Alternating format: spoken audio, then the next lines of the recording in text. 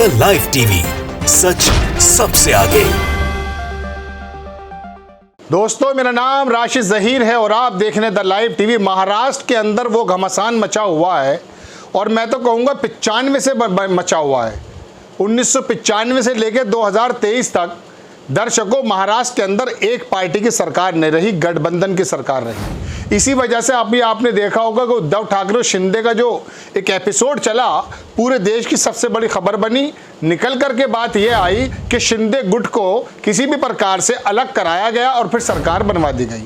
अब हालात यह है कि शरद पवार, एनसीपी, कांग्रेस और शिवसेना, इसका जो ये महाविकास अघाड़ी गठबंधन है, इसको लेकर के केंद्र की सरकार, भारतीय जनता पार्टी, अमित शाह बराबर चिंतित हैं। चूंकि 48 सीटों में से 42 सीटें पिछली बार आ गई थी, लेकिन इस बार इस गठबंधन ने अगर वही परफॉर्मेंस दिखाई जैसे कि ये दिखा रहे हैं जमीन पर, तो 2024 में प्रॉब्लम आ जाएगी। एक बहुत बड़ा झटका दोबारा से शरद पवार या एनसीपी ने भारतीय जनता पार्टी को दिया, जब 2 दिन से चर्चाएं ये चल रही थी कि शरद पवार के भतीजे अजीत पवार भारतीय जनता पार्टी में जा रहे हैं। आज आपको इसी एपिसोड में पूरी खबर बता के दर्शकों में ये भी बताऊंगा कि एक्चुअली में वहां पर हो क्या रहा है। आप सबसे पहले खबर देखें। एबीपी ने इसको छापा और लिखा कि शिंदे गुट के तेवर और नंबर गेम का खेल, बगावत की अटकलों के बीच बैकफुट पर क्यों आए अजित पवार। क्या हुआ था? राष्ट्रीय कांग्रेस पार्टी यानी कि एनसीपी में टूट की खबरों का पार्टी प्रमुख शरद पवार ने खारिज कर दिया।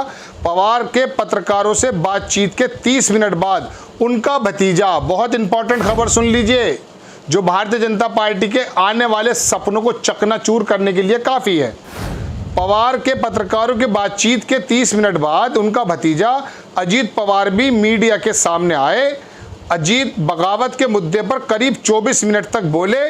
कहा एनसीपी में काम करने की बात कहते रहे। और क्या हुआ आगे? प्रेस कॉन्फ्रेंस में अजीत ने कहा कि मैं एनसीपी को मजबूत करने के लिए काम करता रहूंगा। मीडिया ने फेक खबर चलाई है, एनसीपी से राष्ट्रीय पार्टी का दर्जा छीना गया है, इसलिए हमारी कोशिश इसे वापस लाने की है। अजीत पवार ने इस दौरान एनसीपी विधायकों से सादा कागज पर हस्ताक्षर कराने के आरोपों को खारिज कर दिया। शरद पवार की बेटी सुप्रिया सुले, उन्होंने भी कहा था दर्शकों के आने वाले 2 हफ्तों में 2 महाविस्फोट होने हैं, एक दिल्ली में और एक महाराष्ट्र में। दिल्ली के बारे में तो वही बताएंगे, लेकिन महाराष्ट्र के बारे में लोगों ने कयास लगाना शुरू कर दिया है। अजीत पवार की प्रधानमंत्री जी की तारीफ हो या दूसरी चीज़ हो, देख लीजिए, मोदी की तारीफ और फडणवीस से मिलने से जो वहाँ पर भारतीय जनता पार्टी या केंद्र सरकार का सबसे शानदार प्लेयर है गोदी मीडिया, उसने किस तरह की अफवाह उड़ाई कि अजीत पवार फौरन भारतीय जनता पार्टी के अंदर मर्ज होने वाले हैं और चीफ मिनिस्टर बन जाएंगे और उसके बाद शरद पवार को अकेले छोड़ करके सरकार को दोबारा से बना देंगे। क्यों? अब वो भी सुन लीजिए। महाराष्ट्र में दर्शकों, सुप्रीम कोर्ट का फैसला आने वाला शिंदे गुट के बारे में। यदि 16 विधायक और बाकी 40 विधायक डिस्क्वालीफाई हो जाते हैं, सरकार अल्पमत में आ जाएगी। अब उसकी जगह कौन भरेगा? यदि भारतीय जनता पार्टी वहां राज करना चाहती है, तो मैं आपको एक पत्रकार की ज़बानी बता रहा हूं कि 10 विधायक जो एनसीपी के थे वो शरद पवार से मिले। ये मैं नहीं बता रहा हूं, एक बहुत बड़े पत्रकार का खुलासा बता रहा हूं। वो शरद पवार से मिले और उन्होंने कहा कि हमें ईडी, याद रखिए ईडी फिर दोबारा से रोल में आ गई है, ईडी ने कुछ कागजात दिखाए हैं जिसकी वजह से वो 10 विधायक परेशान हैं। चूँकि महाराष्ट्र के अंदर ये जितने भी बागड़ बिल्ले हैं ना, मैं शब्द ये इस्तेमाल करूँगा, बागड़ बिल्ले, ये किसी भी पार्टी को दर्शकों लूटने का काम ये बराबर करते हैं और यही वजह है, किसी भी पार्टी के अंदर हो ये बराबर काम इसको करते हैं। बहरहाल उनको डर दिखाया गया है। वो 10 विधायक यदि डिस्क्वालीफाई हो जाते हैं या टूट जाते हैं या शरद पवार की पार्टी को छोड़कर चले जाते हैं और 40 विधायक शिंदे के डिस्क्वालीफाई हो जाते हैं, तो 50 विधायक कम हो जाते हैं। 288 में से आप 50 निकाल दीजिए, 238 बचते हैं।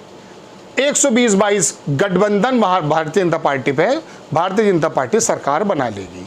एक तो शक्ल है ये, दूसरी शक्ल ये थी जिसके बारे में कयास लगाए जा रहे थे कि अजीत पवार एनसीपी को तोड़कर 30 विधायक लेकर आ जाएंगे और भारतीय जनता पार्टी के अंदर विलय कर जाएंगे और चीफ मिनिस्टर बन जाएंगे या सरकार बनवा देंगे। ये बराबर चर्चा चल रही थी। लेकिन अब शरद पवार ने फिर एक धोबी पाट मारते हुए, पहले भी मारा था, आपको याद होगा जब रात को सरकार बनी थी और गवर्नर साहब रात को उठ गए थे, कोई प्रेस वाला था नहीं, ANI खाली काफ़ी था वहाँ पर और सरकार बन गई थी। लेकिन शरद पवार ने बाजी पलटते हुए दोबारा भारतीय जनता पार्टी को बता दिया था कि राजनीति का कैक है गए, शरद पवार से लोग क्यों सीखते हैं। अब शरद पवार ने, अजीत पवार आए और आके बोल दिया कि जाने का कोई सवाल नहीं है, ये सिर्फ मीडिया की बात है। अब आप देखिए, अखबार बताता हूं, अखबार की खबर कि 30-35 विधायकों को तोड़कर बीजेपी में शामिल होने की चर्चा से बैकफुट पर आए अजीत पवार ने संजय राउत पर भी निशाना साधा। संजय राउत शिवसेना के, उन्होंने भी कुछ बोल दिया था। अजीत ने कहा कि कोई बाहरी लोग एनसीपी को लेकर बयान जारी नहीं कर सकता, एनसीपी के पास अपना नेता और प्रवक्ता है। उन्होंने कहा एनसीपी शरद पवार की पार्टी है, उनके साथ सभी लोग मजबूती से खड़े हैं। अजीत पवार महाराष्ट्र के पूर्व डिप्टी सीएम रहे हैं, वर्तमान में एनसीपी विधायक दल के नेता और विधानसभा में नेता प्रतिपक्ष भी हैं। और इसमें भी कोई दो राय नहीं कि दर्शकों के अजीत पवार का विधानमंडल पर, अपनी पार्टी के विधानमंडल जो उनका है, अपने नेताओं पर वर्चस्व भी है, इसमें भी कोई दो राय नहीं है। क्या वजह रही थी एनसीपी छोड़ने की अटकलें गोदी मीडिया ने एकदम नाच नाच करके क्यों बताई थी? नरेंद्र मोदी की तारीफ कर दी थी, अभी अडानी की भी तो तारीफ की थी एनसीपी ने। शरद पवार ने खुद अडानी का लगभग पक्ष ले लिया था, उस समय भी यही बातें निकल करके आई थी। नरेंद्र मोदी की तारीफ फडणवीस से मिले अजीत पवार पिछले दिनों अपने बयान से खूब सियासी सुर्खी बटोर चुके हैं। प्रधानमंत्री के डिग्री विवाद पर उन्होंने कहा था कि नरेंद्र मोदी के अपने जलवे हैं, उन्हें जनता ने डिग्री देखकर नहीं चुना। ये बात बिल्कुल ठीक है, लेकिन एफिडेविट पर, हलफनामे पर अगर डिग्री लिखी गई है तो देश से झूठ बोलने की ज़रूरत नहीं होती। अजीत पवार साहब, सवाल ये बन रहा है, ये तो मेरे लोकतंत्र की और आपके लोकतंत्र की और हमारे संविधान की खूबसूरती है कि खेत के अंदर दूर मिट्टी ढोने वाला व्यक्ति यदि लोगों की सेवा करके राष्ट्रीय पटल पर आ जाता है तो वो जा करके प्रधानमंत्री भी बन जाता है। ये मेरे देश के लोकतंत्र की और संविधान की खूबसूरती है। लेकिन हलफनामे में डिग्री का नाम लिख देना और उसके बाद कोई जवाब न देना, तो अजीत पवार की इन बातों से लोगों ने कयास लगाया। अब आपको ये तो मालूम है ही कि क्या होता है गोदी मीडिया के अंदर, उनके पास तो कोई मसाला होता ही नहीं है, कोई एक एजेंडा उन्हें मिल जाता है, फिर वो दौड़ पड़ते हैं कि किस तरह से महामहिम की महिमा का मंडन करते रहें।